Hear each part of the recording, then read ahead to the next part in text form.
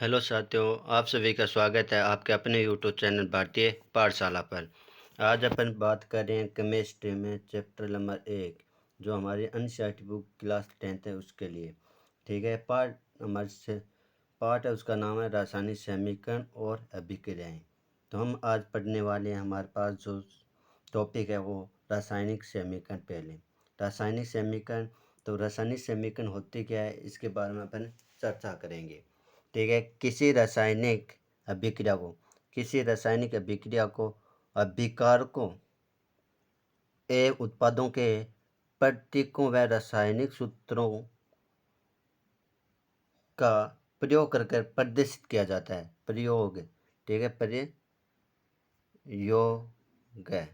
प्रयोग करके प्रदर्शित करना रासायनिक समीकरण कहलाता है। ठीक है, अपन बात करते हैं कोई रासायनिक अभिक्रिया, उसके अभिकारक और उत्पाद है ना, उनको रासायनिक सूत्र और प्रतीकों के रूप में ही लिखना हमारा क्या होता है, रासायनिक समीकरण कहलाता है। जैसे बात करते हैं ZnO zinc oxide.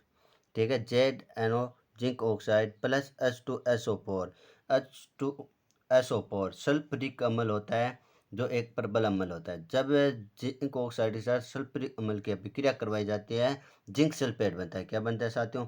Zinc sulphate बनता है और हमारे पास क्या निकलता है, जल निकल जाता है। तो अपन कह सकते हैं कि ये हमारे क्या सूत्र और उनके प्रतीकों में लिखा है। फिर बात करते हैं अभिकारक, है ना। इसी में अपन टॉपिक में बात करते हैं अभिकारक क्या होता है। तो अभिकारक की बात करें, ऐसे पदार्थ जो रासायनिक अभिक्रिया में भाग, ये कटा हुआ है, थोड़ा सा मिस्टेक है टाइपिंग में, वो ध्यान रखना, भाग। ठीक है, ऐसे पदार्थ जो रासायनिक अभिक्रिया में भाग लेते हैं अभिकारक कहलाते हैं। तो अभिक्रिया में भाग लेते हैं या अभिक्रिया होने से पहले, तो हम कह सकते हैं ये पार्ट हमारा क्या है, अभिकारक है। ठीक है, Zn प्लस H2SO4 ये हमारा क्या अभिकारक है। और जो अभिक्रिया होने के बाद जो पार्ट होता है वो हमारा क्या होता है, उत्पाद होता है। तो अपन आगे बात करें साथियों, तो याद रखना Zn, ठीक है, जिंक। Zn क्या होता है, जिंक। Zn हमारा क्या होता है, जिंक होता है। याद रखना क्या होता है, जिंक। ठीक है, जिंक होता है। Zn क्या होता है, जिंक होता है। H2SO4 क्या होता है, सल्फ्यूरिक अम्ल होता है। सल्फ्यूरिक अम्ल होता है जो एक प्रबल अम्ल होता है, H2SO4 सल्फ्यूरिक अम्ल। ZnSO4 बनता है जो एक होता है जिंक सल्फेट। क्या होता है, जिंक सल्फेट हमारा होता है लवण। और क्या निकलती है, हाइड्रोजन गैस। तो यहाँ से प्रश्न ऐसा बनता है कि जिंक होती है, धातु होती है। ठीक है, सल्फ्यूरिक अम्ल क्या है, एक अम्ल। धातु अम्ल के साथ अभिक्रिया करके कौन सी गैस उत्पन्न करती है, तो आप कहोगे हाइड्रोजन गैस उत्पन्न करती है ना, जिंक यानी धातु। धातु अम्ल से क्रिया करके कौन सी गैस निकालती है, हाइड्रोजन गैस निकालती है। फिर बात करते हैं उत्पाद की अपन करें। ठीक है, कि होता क्या है, उत्पाद किसे कहते हैं, पूछा जा सकता है, या उत्पाद का अर्थ क्या है। ठीक है, ऐसे पदार्थ जो रासायनिक अभिक्रिया के संपूर्ण होने पर प्राप्त होता है, कि रासायनिक अभिक्रिया को संपूर्ण होने पर प्राप्त होता है, अभिक्रिया होने के बाद। ठीक है, जैसे अपन बात करें इसमें जिंक प्लस H2SO4 ये हमारा क्या था, अभी हमने पढ़ा था अभिकारक। जब जब इन दोनों के साथ अभिक्रिया होती है तो हमारे पास क्या प्राप्त होता है, जिंक सल्फेट और हाइड्रोजन गैस। क्या प्राप्त होता है, जिंक सल्फेट और हाइड्रोजन गैस। ये हमारा क्या होता है, उत्पाद होता है साथियों। क्या होता है, उत्पाद होता है। हमारे द्वारा दी गई आपको क्लास पसंद आ रही है तो शेयर और सब्सक्राइब करने में कंजूसी मत करना साथियों। इससे भी शानदार प्रश्न लेके आएंगे। कोशिश करेंगे कि हमारे वीडियो से बाहर आपके कोई सी भी परीक्षा में प्रश्न बाहर ना जाए। ठीक है ना, इसी के अंदर से आएगा। तो अब आगे चलते हैं नेक्स्ट हम पढ़ने वाले हैं, हमारे सामने आने वाले हैं रासायनिक अभिक्रिया में होने वाले प्रेक्षण या अपन कह सकते हैं परिवर्तन। ठीक है, रासायनिक अभिक्रिया में कौन कौन से प्रेक्षण होते हैं तो अपन उनकी चर्चा करने वाले हैं। ठीक है, रासायनिक अभिक्रिया में अवस्था में, ठीक है ना, ये अवस्था है। ठीक है, ये नाम हमारा मिस प्रिंटिंग है, यहाँ पर क्या लिखोगे, यहाँ पर अवस्था, ए व से था, अवस्था। ठीक है, याद रखना। यहाँ पर एक नंबर पॉइंट, अवस्था में परिवर्तन। यदि अवस्था में परिवर्तन हो रहा है तो रासायनिक अभिक्रिया हुई है, यानी कि अवस्था में परिवर्तन हो रहा है। तो जैसे अपन बात करें यहाँ पर कि जिंक जिंक की अभिक्रिया अपन करवाते हैं ऑक्सीजन के साथ, ठीक है। क्या बनता है? जिंक ऑक्साइड बनता है। क्या बनता है? जिंक ऑक्साइड बनता है, ठीक है। पहले जिंक और ऑक्सीजन दोनों क्या थे? अलग अलग थे। फिर अभिक्रिया हुई तो इनके अवस्था में परिवर्तन हुआ, जिंक ऑक्साइड बन गया, है ना। क्या बन गया? Zinc oxide. तो ये अभिक्रिया हो रही है, परिवर्तन हुआ है कि जिंक से ऑक्सीजन के साथ क्रिया की, जिंक ऑक्साइड बना, दो अणुओं से एक अणु बना, यानी कि हमारी संयोजन अभिक्रिया हुई। लेकिन क्या हुआ? हमारा अवस्था में परिवर्तन हुआ। तो ये अभिक्रिया होगी तो अवस्था में परिवर्तन होगा। फिर बात करते हैं यहाँ पर रंग में परिवर्तन। तो अब यदि अभिक्रिया के दौरान रंग में परिवर्तन हो रहा है तो हम कह सकते हैं रासायनिक अभिक्रिया होगी। याद रखना कि रंग में परिवर्तन होगा, ठीक है। फिर हम क्या कहें कि जब अभिक्रिया होगी तो क्या निकलेगी? गैस का निष्कासन होगा या निकास होगा। गैस का निकास होगा या उत्सर्जन होता है, यानी कि गैस का निकलना, ठीक है। 3 नंबर पॉइंट हमारा क्या होगा? गैस का निकलना।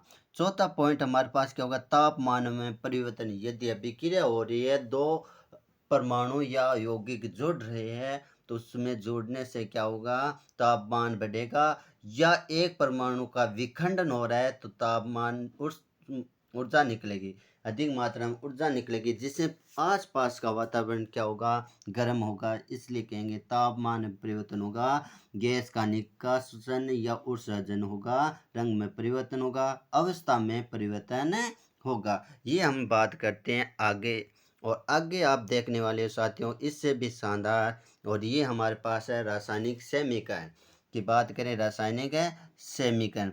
तो अब टॉपिक लेके आए रासायनिक समीकरण। किसी अभिक्रिया में भाग लेने वाले क्रियाकारकों यानी अभिकारकों, क्रियाकारकों यानी अभिकारकों, उत्पाद एवं उसके भौतिक अवस्था को प्रतीक प्रतीक सापेक्ष, प्रतीक यानी सापेक्ष रूप से व्यक्त करना। रासायनिक अभिक्रिया का मतलब है किसी अभिक्रिया में भाग लेने वाले क्रियाकारकों, उत्पादों एवं उनके भौतिक अवस्था में प्रतीकों के रूप में व्यक्त करना यानी लिखना, ठीक है, रासायनिक अभिक्रिया कहलाती है, ठीक है। फिर बात करते हैं रासायनिक अभिक्रिया में भाग लेने वाले पदार्थों को संक्षिप्त रूप से शब्दों में लिखना यानी शाब्दिक समीकरण कहलाता है। ये सबसे सरलतम विधि है। उदाहरण जैसे बात करें तो यहाँ पर दिया है मैग्नीशियम यानी Mg, ऑक्सीजन यानी O2। मैग्नीशियम की ऑक्सीजन के साथ अभिक्रिया करवाते हैं तो मैग्नीशियम ऑक्साइड बनता है, यानी 2Mg की अभिक्रिया O2 के साथ करवाते हैं तो दो अणु मैग्नीशियम ऑक्साइड के बनेंगे साथियों।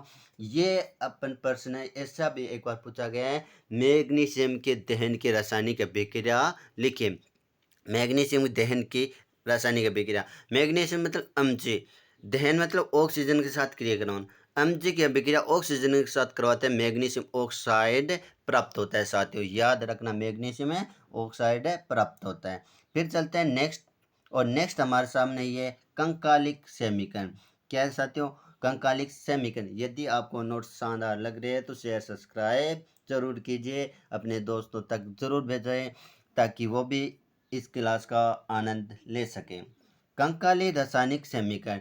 यदि रासायनिक अभिकारकों के परमाणु की संख्या उत्पादों के परमाणु की संख्या समान, ठीक है, परमाणु की संख्या समान नहीं है तो उसे असंतुलित अभिक्रिया कहते हैं, क्योंकि समीक्रिया के दोनों ओर दाएं या बाएं का द्रव्यमान बराबर नहीं होगा। दोनों ओर का द्रव्यमान वो क्या नहीं होगा? बराबर नहीं होगा। ऐसी अभिक्रिया के समीकरण को कंकालिक रासायनिक समीकरण कहते हैं। तो साफ शब्दों में कह सकते हैं, यदि रासायनिक अभिक्रिया में अभिकारकों के परमाणु और उत्पादों के परमाणु की संख्या बराबर नहीं है तो वह असंतुलित रासायनिक अभिक्रिया कहलाएगी, क्योंकि रासायनिक समीकरण के दोनों यानी दाएं और बाएं द्रव्यमान की संख्या क्या नहीं है? बराबर नहीं है। ऐसी अभिक्रिया को कंकालिक रासायनिक समीकरण कहते हैं। नोट में अपन कुछ चीज़ पढ़ने वाले हैं। सर्वप्रथम रासायनिक समीकरण लिखते समय हीट एंड ट्रायल विधि का प्रयोग द्वारा अभिक्रिया को संतुलित किया जाता है। याद रखना कि कोई भी रासायनिक समीकरण है उसको किस विधि द्वारा संतुलित किया जाता है, तो आप कहोगे हीट एंड ट्रायल विधि द्वारा संतुलित किया जाता है साथियों। 2 नंबर पॉइंट की बात करें तो आपको याद रखना है रासायनिक समीकरण द्रव्यमान संरक्षण के सिद्धांत पर कार्य करती है। इसका अर्थ ये हुआ कि अभिक्रिया होने से पहले द्रव्यमान, अभिक्रिया होने के बाद द्रव्यमान बराबर रहता है, समान रहता है। तीसरा पॉइंट हमारे पास पढ़ने वाले, किसी भी रासायनिक अभिक्रिया में द्रव्यमान का न तो निर्माण होता है और न ही विनाश होता है। तो साफ साफ शब्दों में अपन ये भी कह सकते हैं, किसी भी रासायनिक अभिक्रिया में न तो द्रव्यमान को बनाया जा सकता है, न ही द्रव्यमान को नष्ट किया जा सकता है, एक रूप से दूसरे रूप में परिवर्तन किया जा सकता है। अर्थात में भी देख लेते हैं, रासायनिक अभिक्रिया के अभिकारकों के तत्वों का कुल द्रव्यमान उत्पाद के तत्वों के कुल द्रव्यमान के बराबर होगा। 100% साथियों बराबर ही होगा। यदि क्लास अच्छी लगे शेयर और सब्सक्राइब जरूर कीजिए। अब चलते हैं इसी के साथ अपन नेक्स्ट क्वेश्चन पे, और नेक्स्ट क्वेश्चन आपके सामने ये रहा हमारे पास, क्या संतुलित रासायनिक समीकरण पढ़ने वाले, संतुलित रासायनिक समीकरण। तो संतुलित रासायनिक समीकरण क्या हमारे पास, वह रासायनिक अभिक्रिया जिसमें विभिन्न तत्वों के परमाणु की संख्या, विभिन्न तत्वों के परमाणु की संख्या अभिकारक व उत्पाद दोनों पक्षों में समान होती है, संतुलित रासायनिक समीकरण कहलाती है। जैसे अपन बात करें आयरन की भाप के साथ अभिक्रिया, आयरन के भाप के साथ अभिक्रिया, तो आयरन मतलब Fe, आयरन होता है उसे Fe से दर्शाते हैं साथियों, Fe से, ठीक है। और भाप यानी जल, भाप यानी क्या होता है हमारा H2O होता है जल, ठीक है। तो हमने क्या लिया Fe प्लस H2O, 3 आयरन के अणु 4 जल के अणु जब अभिक्रिया करते हैं Fe3O4 फेरिक ऑक्साइड बनाता है और हाइड्रोजन गैस निकलती है। क्या निकलती है? हाइड्रोजन गैस निकलती है। तो आपको ऐसा भी प्रश्न पूछा जा सकता है कि आयरन की भाप के साथ अभिक्रिया करवाते हैं तो कौन सी गैस निकलती है, तो आप कहोगे हाइड्रोजन गैस निकलती है। आयरन की भाप के साथ अभिक्रिया करवाने पर कौन सी गैस निकलती है? Hydrogen gas. इसी का दूसरा प्रश्न अपन देखें, पॉइंट उदाहरण है, तो क्या जिंक, जिंक की अभिक्रिया सल्फ्यूरिक अम्ल के साथ करवाते हैं तो zinc sulphate plus hydrogen gas निकलती है। तो एक प्रश्न आपको ऐसा भी पूछा जा सकता है कि धातु होती है, जिंक क्या होती है? धातु, और सल्फ्यूरिक अम्ल, धातु के अम्ल के साथ अभिक्रिया करवाने पर कौन सी गैस निकलती है? Hydrogen gas. आयरन के जल के साथ अभिक्रिया या आयरन की भाप के साथ अभिक्रिया करवाने पर भी कौन सी गैस निकलती है? Hydrogen gas. आपको ध्यान में रखना है। फिर चलते हैं अपन नेक्स्ट क्वेश्चन पर, और नेक्स्ट क्वेश्चन आपके सामने ये आने वाला है शानदार तरीके से। अब पढ़ेंगे अपन रासायनिक समीकरणों के प्रकार, और ये प्रकार में से आपको इन्हीं प्रकारों में से बहुत सारे प्रश्न आपको पेपर में मिलने वाले हैं। रासायनिक अभिक्रिया के प्रकार, संयोजन अभिक्रिया या योगात्मक अभिक्रिया। पहला पढ़ रहे हैं अपन संयोजन यानी जोड़ना, योगात्मक का मतलब ही क्या होता है? संयोजन। तो दोनों नाम से प्रश्न पूछा जा सकता है। संयोजन अभिक्रिया किसे कहते हैं? एक उदाहरण दीजिए। योगात्मक अभिक्रिया किसे कहते हैं? एक उदाहरण दीजिए। मतलब परिभाषा सेम रहने वाली है। वह अभिक्रिया जिसमें दो या दो से अधिक प्रकार के पदार्थों के अणु परस्पर जुड़ के केवल एक ही प्रकार के अणु बनाते हैं, संयोजन या योगात्मक अभिक्रिया कहलाती हैं। याद रखना, साफ सब शब्दों में अपन बात करें साथियों तो कह सकते हैं वह अभिक्रिया जिसमें दो या दो से अधिक प्रकार के पदार्थों के अणु परस्पर जुड़कर केवल एक ही प्रकार के अणु बनाते हैं, संयोजन या योगात्मक अभिक्रिया कहलाती है। उदाहरण के लिए अपन कह सकते हैं कि जल का निर्माण, ठीक है। यहाँ से प्रश्न पूछा जाता है, प्रत्येक तीनों पॉइंटों से एक एक प्रश्न पूछा जाता है कि जल का निर्माण या H2 हाइड्रोजन गैस को ऑक्सीजन के साथ अभिक्रिया करवाते हैं तो क्या बनता है? तो याद रखना H2, ठीक है। ऑक्सीजन के साथ अभिक्रिया करेंगे तो जल प्राप्त होगा, H2O प्राप्त होगा, तो इसे कहते हैं जल का निर्माण की अभिक्रिया।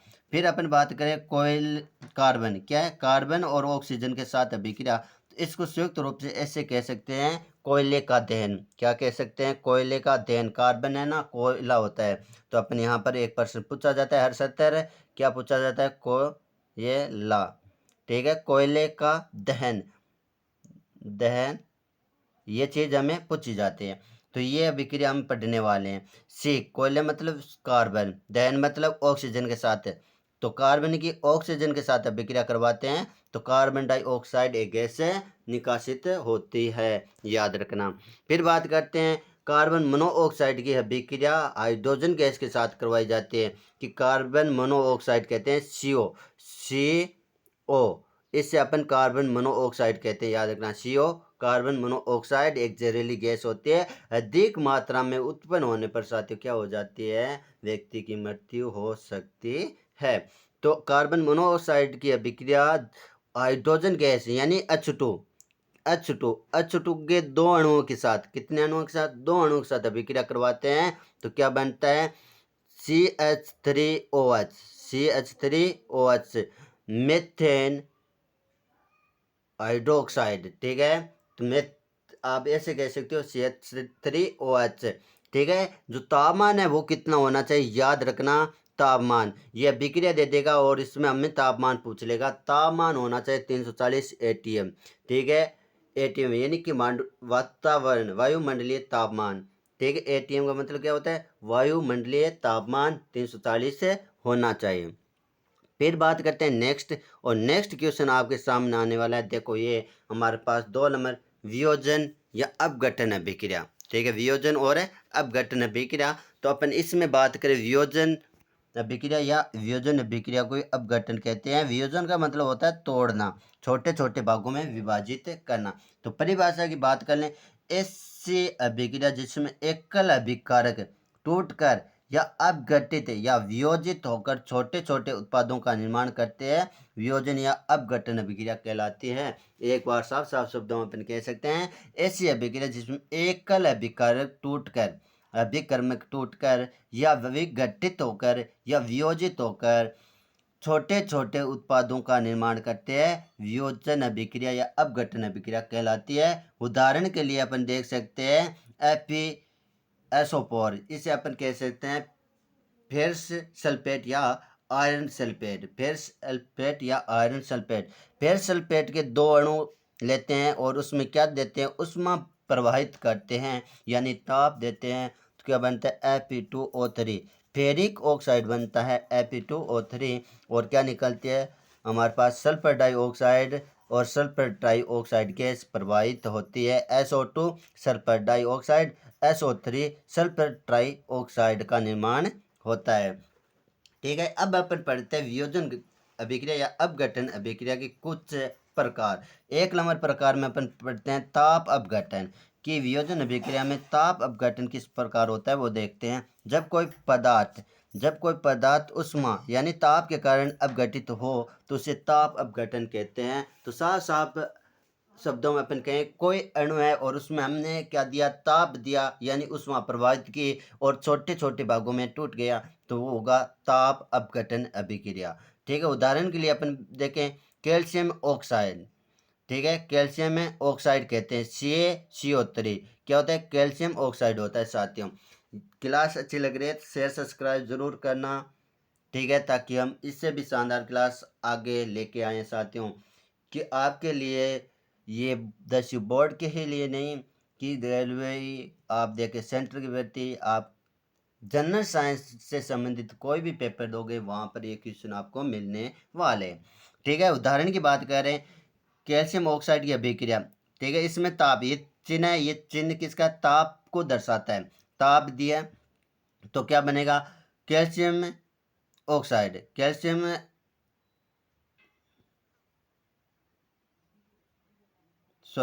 सॉरी ये हमारा कैल्शियम कार्बोनेट है। ठीक है, कैल्शियम कार्बोनेट, इसमें ताप प्रभावित करेंगे तो कैल्शियम ऑक्साइड और कार्बन डाइऑक्साइड गैस प्रभावित होगी। ठीक है, शुद्धिकरण कर लेना। इस CaCO3 को कैल्शियम कार्बोनेट कहते हैं, कैल्शियम कार्बोनेट, और इसमें हम ताप प्रभावित करेंगे तो कैल्शियम ऑक्साइड और क्या बनेगा हमारा, कार्बन डाइऑक्साइड गैस प्रभावित होने वाली है। फिर चलते हैं नेक्स्ट, और नेक्स्ट सवाल आपके सामने ये रहा, 2 नंबर प्रकार विद्युत अपघटन या वियोजन अभिक्रिया, है ना, कि वियोजन अभिक्रिया का अपन दूसरा प्रकार पढ़े हैं, वो है विद्युत अपघटन। जब कोई पदार्थ विद्युत धारा के कारण सरल अणु में टूट जाता है तो विद्युत अपघटन कहते हैं। कि कोई अभिक्रिया है और उसमें हमारे पास एक अणु है, हमने उसमें क्या किया, विद्युत धारा प्रवाहित की तो वो क्या एक आसान यानी सरल भाग में टूट जाता है, वो विद्युत अपघटन कहलाता है। तो हम बात कर सकते हैं जल। ठीक है, जल के दो अणु में विद्युत धारा प्रवाहित की तो क्या बन जाएगा, हाइड्रोजन गैस और ऑक्सीजन गैस में विखंडित हो जाएगा। ठीक है, किसमें, हाइड्रोजन गैस H2 में प्लस O2 में विखंडित हो जाएगा जब अपन क्या करेंगे, जल में विद्युत धारा प्रवाहित करेंगे।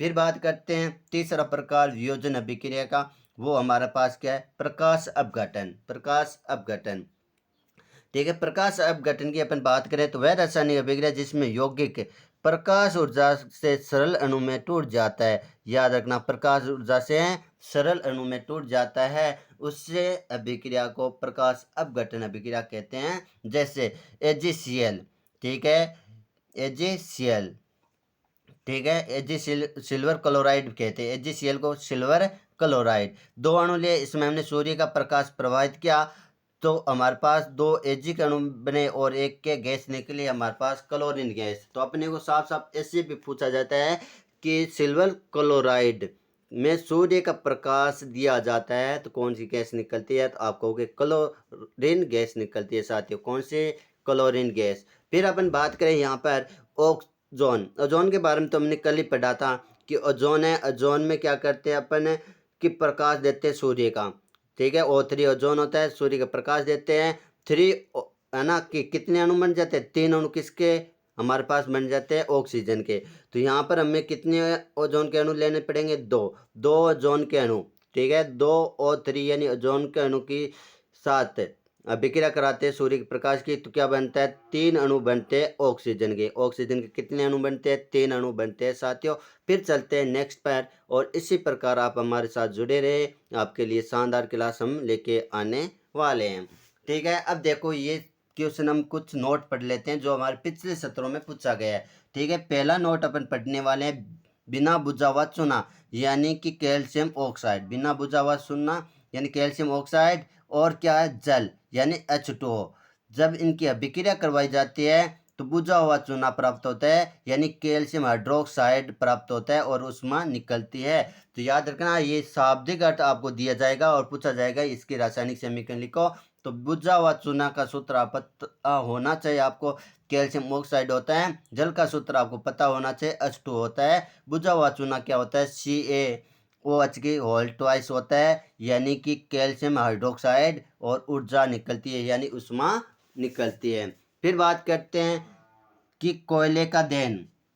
कोयले का दहन यानी कार्बन, और याद रखना कार्बन है उस, ऐसे भी कह सकते हैं कोयले का दहन, कार्बन का दहन, दोनों का मतलब एक ही है, ठीक है। यहाँ पर अपन बात करें तो यहाँ पर क्या करेंगे, कोयले के दहन में कार्बन सी है वो होता है, वो किसको दर्शाता है, कार्बन को दर्शाता है, कार्बन। और ये कार्बन हमारा क्या होता है, कोयला ही होता है, ठीक है। कार्बन की अभिक्रिया ऑक्सीजन के साथ करवाते हैं, कार्बन डाइऑक्साइड गैस प्रवाहित होती है, ठीक है। तीसरा पॉइंट अपन पढ़ने वाले हैं वो है हाइड्रोजन तथा ऑक्सीजन से जल का निर्माण, है ना। वैसे अपन पहले पढ़ चुके हैं, जैसे आपको प्रश्न लेके आए हैं, पॉइंट लेके आए हैं, ऐसे ही आपको पेपर में मिलने वाला है। तो आपको पूछेगा हाइड्रोजन गैस की अभिक्रिया ऑक्सीजन गैस से करवाई जाती है तो जल का निर्माण किस प्रकार होता है, रासायनिक समीकरण दीजिए। तो आपके सामने है कि दो हाइड्रोजन के अणु जब ऑक्सीजन के साथ क्रिया करवाते हैं 2H2O में परिवर्तित हो जाता है, यानी कि जल के अणु बन जाते हैं 2, ठीक है। श्वसन किस प्रकार की अभिक्रिया है, तो आपको पूछा जा सकता है मनुष्य जो श्वसन की क्रिया करते हैं वो ऊष्माक्षेपी अभिक्रिया है, ये अपन कल पढ़ने वाले हैं, ठीक है। श्वसन एक ऊष्माक्षेपी अभिक्रिया है। उदाहरण की बात करें तो किस प्रकार से कि जब मनुष्य भोजन करता है तो हमारे शरीर में पाचन तंत्र होता है, उसमें क्या होता है, ऑक्सीजन की उपस्थिति में वो भोजन विखंडित होता है और उससे हमें एक अणु प्राप्त होता है जिसे अपन क्या कहते हैं, ग्लूकोज कहते हैं। क्या कहते हैं, ग्लूकोज कहते हैं, C6H12O6। जब ग्लूकोज की अभिक्रिया क्या करते हैं, 6 ऑक्सीजन के अणु के साथ करवाते हैं तो कार्बन डाइऑक्साइड के 6 अणु और 6 अणु जल के प्राप्त होते हैं और साथ में ऊर्जा प्राप्त होती है। साथ ही विखंडन होने पर क्या होगी, अधिक मात्रा में ऊर्जा प्राप्त होगी, और ये ऊर्जा हमारे शरीर में क्या होता है, माइटोकॉन्ड्रिया ग्रंथि होती है, हमारा शरीर का पावर हाउस होता है, उसमें एकत्रित कर लिया जाता है और वक्त के साथ हमारे शरीर में संतुलन के लिए प्रवाहित कर दिया जाता है। फिर करते हैं नेक्स्ट क्वेश्चन की बात, और नेक्स्ट हमारे पास आने वाला है पॉइंट नंबर 5, ठीक है। अब पूछ ले साग सब्जियों यानी वनस्पति द्रव्य, साग सब्जियों यानी वनस्पति द्रव्य का विखंडन होकर कंपोस्ट बनना, ठीक है। कंपोस्ट बनना ऊष्माक्षेपीय अभिक्रिया है, लेकिन याद रखना सूर्य के प्रकाश द्वारा जो पौधों में भोजन बनता है वो हमारी ऊष्मा शोषी अभिक्रिया है। ये विखंडित हो रहा है, जहाँ पर विघटित होगा, विघटन होगा, जहाँ पर दो भागों में टूटेगा एक अणु, कंपोस्ट का मतलब टूटना होता है, तो हमारी ऊष्माक्षेपीय अभिक्रिया होगी, क्योंकि टूटने पर अधिक मात्रा में ऊष्मा प्रभावित होती है। फिर बात करते हैं नेक्स्ट पर्सन, और नेक्स्ट पर्सन आपके पेपर में पूछा गया कम से कम 3-4 बार। 2012 में पूछा गया था, ठीक है। फिर 2000 अपन बात करें 2021 में पूछा गया था, और एक बार पूछा गया था 2015 में। यानी ये प्रश्न हमारा 3 से 4 बार पूछा गया है। और एक अपन भूल गए कौन से, 2023 में पूछा गया था।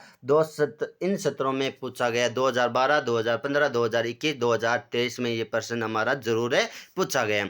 तो कैसा प्रश्न है, कैल्शियम ऑक्साइड, कैल्शियम ऑक्साइड की अभिक्रिया क्या है, कैल्शियम ऑक्साइड की अभिक्रिया जल के साथ करवाने पर ए उत्पाद बनता है। क्या बनता है, ए उत्पाद बनता है। यदि ए उत्पाद में कार्बन डाइऑक्साइड गैस प्रवाहित की जाती है तो बी उत्पाद बनता है। इसकी रासायनिक अभिक्रिया लिखो। उत्तर में अपन बात करें तो कैल्शियम ऑक्साइड होता है CO2, sorry CaO, calcium oxide CaO होता है, CaO प्लस जल है ना, कि जल के प्रवाहित करना है या साथ अभिक्रिया करना है, तो H2O, ठीक है। CaO कैल्शियम ऑक्साइड, H2O जल। जब इनके साथ अभिक्रिया करवाते हैं तो हमारे पास बनता है कैल्शियम हाइड्रोक्साइड प्लस ऊष्मा निकलती है, और ये कैल्शियम हाइड्रोक्साइड CaOH की होल ट्वाइस निकला है, ये हमारा क्या है, ए उत्पाद है। ये हमारा क्या है, ए उत्पाद है। फिर ए उत्पाद में कार्बन डाइऑक्साइड गैस प्रवाहित करते हैं तो बी उत्पाद बनता है साथियों। तो हमारा ए उत्पाद क्या हुआ, कैल्शियम हाइड्रोक्साइड बना, और कैल्शियम हाइड्रोक्साइड में हमने क्या किया, ऑक्साइड यानी कि CO2 प्रवाहित किए, तो हमारे पास क्या बना, CaCO3। ये हमारा बी उत्पाद है। क्या है, ये हमारा बी उत्पाद बना, और जल प्रवाहित होगा, और बी उत्पाद बना तो इसे अपन संगमरमर भी कहते हैं। तो आपको प्रश्न पूछा जा सकता है संगमरमर का सूत्र CaCO3, कैल्शियम में कार्बोनेट, कैल्शियम में कार्बोनेट। साथियों आज अपन करते हैं इतने क्वेश्चन की बात, इतने नोट्सों की बात। यदि आपको क्लास अच्छी लगे तो कमेंट में ज़रूर बताना, और आप शेयर सब्सक्राइब ज़रूर करना। आज के लिए अपन इतना ही काम और इतने ही पढ़ने वाले हैं। कल इससे भी शानदार इसके भाग 2 को लेकर आएंगे आपके सामने। आप हमारे साथ यूं ही बने रहे, और हम आपके लिए शानदार क्लास लाते रहेंगे। जय हिंद, जय भारत।